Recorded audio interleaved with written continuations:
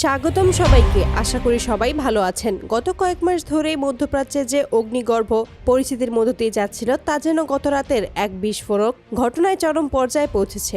Iran তাদের অত্যাধুনিক drone দিয়ে সরাসরি যুক্তরাষ্ট্রের একটি সামরিক ঘাঁটিতে হামলা চালিয়েছে। প্রাথমিক প্রতিবেদনে বলা হচ্ছে এই হামলায় কমপক্ষে ২১ জন আমেরিকান সেনা নিহত হয়েছেন।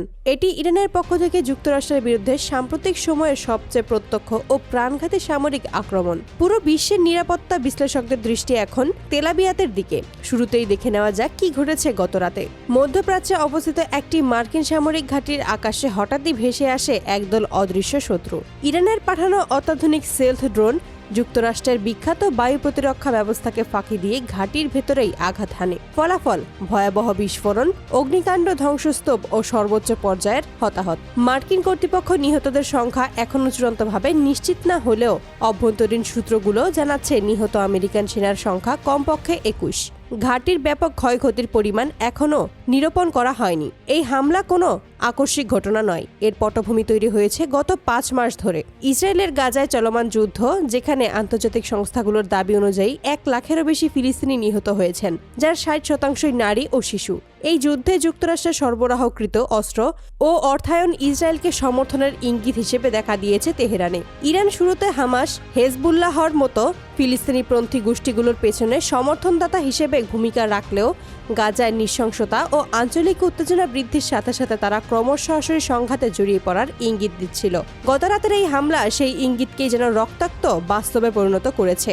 একটি পরিষ্কার বার্তা, ইরান সরাসরি মার্কিন লক্ষ্যবস্তুতে আঘাত হানতে প্রস্তুত এবং তাদের সামরিক প্রযুক্তি মার্কিন প্রতিরক্ষা ব্যবস্থা ভেদ করার ক্ষমতা রাখে।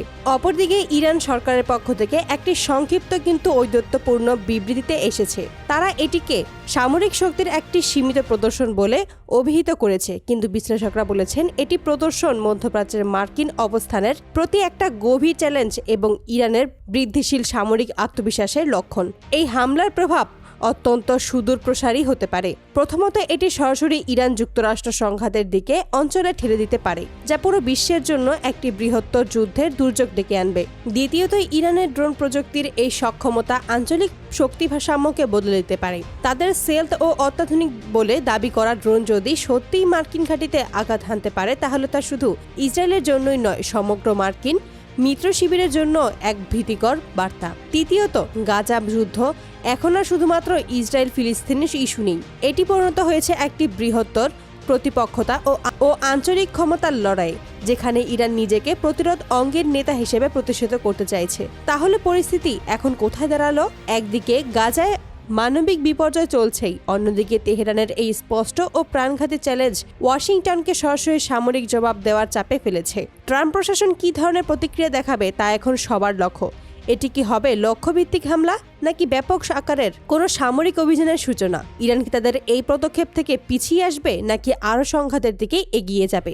গত রাতের এই ড্রোন হামলা শুধু একটি সামরিক ঘাঁটিতেই আঘাত করেনি, এটি আঘাত করেছে পুরো আন্তর্জাতিক শান্তি ও স্থিতিশীলতার ভিতকে। মধ্যপ্রাচ্য এখন একটি বারুদ ঢিপির ওপরে। সামনের ঘন্টা এবং দিনগুলোই নির্ধারণ করবে এই ঢিপিতে কি আগুন লাগবে, নাকি শেষ মুহূর্তে কূটনৈতিক কোনো পথ খুলবে। এই ঘটনা নিয়ে আপনাদের মতামত কমেন্টে জানান। নিচে থাকা বেল আইকনটি চেপে সাবস্ক্রাইব করতে ভুলবেন না। দেখা হবে আগামী ভিডিওতে। ভালো থাকুন, সতর্ক থাকুন।